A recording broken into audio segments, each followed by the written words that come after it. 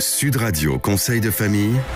Avec Domitis Invest. Choisissez Domitis Invest et investissez l'esprit libre avec des loyers sécurisés tous les mois, que votre bien soit occupé ou non.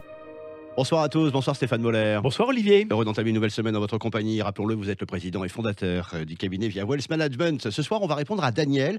Daniel souhaite acheter un bien immobilier avec son fils âgé de 15 ans. Quel conseil peut-on lui donner ? Alors, il faut commencer par rappeler ce qu'est un mineur. Légalement, un mineur est une personne de moins de 18 ans, ne disposant donc pas de la capacité juridique, c'est-à-dire de l'aptitude à avoir des droits et des obligations et à les exercer lui-même. Oui, comme par exemple agir en justice, conclure un contrat ou obtenir un prêt immobilier. Le mineur ne peut donc pas obtenir de prêt pour l'acquisition d'un bien immobilier, et ce, même avec l'accord de ses parents. Mais alors comment Daniel peut-il envisager l'achat d'un bien immobilier avec son fils de 15 ans ? Alors, deux choix s'offrent à Daniel. Un, acheter un bien immobilier via la création d'une SCI ou alors sous le régime de l'indivision. J'aimerais que vous nous expliquiez tout de même le régime de la SCI. Je sais qu'on l'a souvent abordé, mais c'est un rappel utile.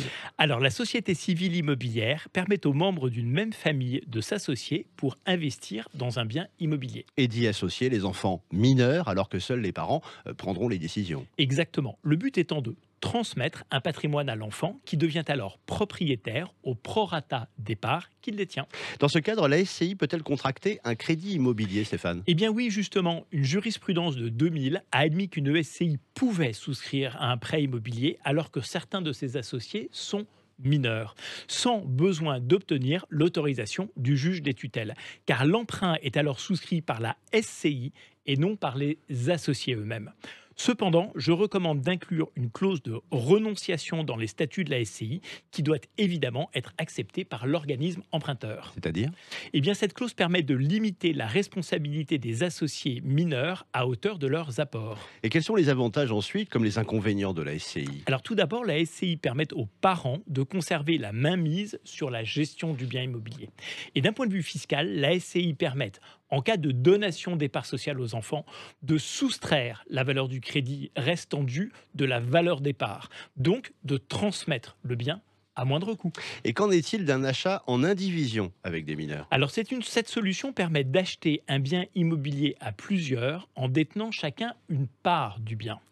Ainsi, lors de la conclusion de la vente, il appartient aux parents de définir la part appartenant à chacun et laquelle il aura droit en cas de revente du bien. L'enfant sera donc co-acquéreur du bien, on le comprend.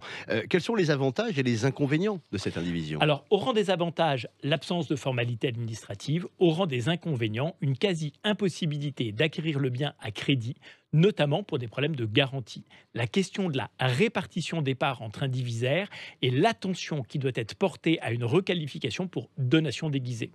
Enfin, toutes les décisions de gestion devront être prises à l'unanimité. Voilà qui est très clair. Merci Daniel pour cette bonne question. Chronique à retrouver en podcast sudradio.fr. Nous on se retrouve demain, toujours ici. À demain Olivier. C'était Sud Radio Conseil de famille. Avec Domitis Invest. Choisissez Domitis Invest et investissez l'esprit libre avec des loyers sécurisés tous les mois, que votre bien soit occupé ou non.